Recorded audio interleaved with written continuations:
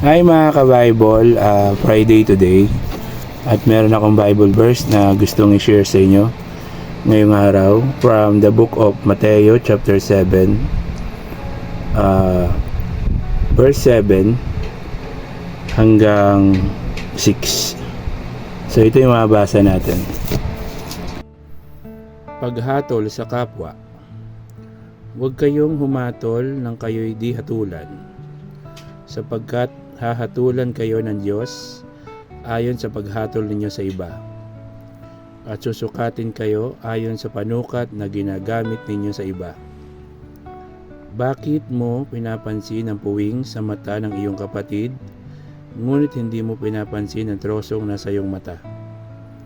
Paano mong masasabi sa iyong kapatid, halika't aalisin ko ang iyong puwing mo, gayong troso ang nasa mata mo?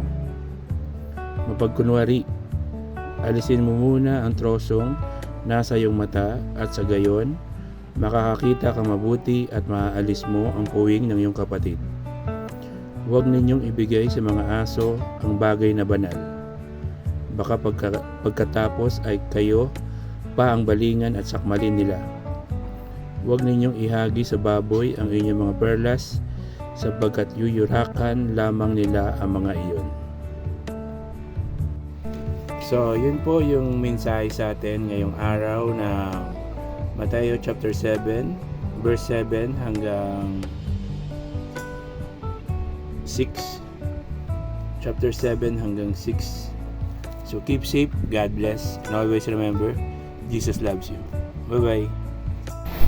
Hi mga ka-Bible, Friday today at meron akong Bible verse na gustong i-share sa inyo ngayong araw from the book of Roma chapter 8 verse 28 So ito yung mabasa natin in Romans chapter 8 verse 28. So ito yung mabasa natin.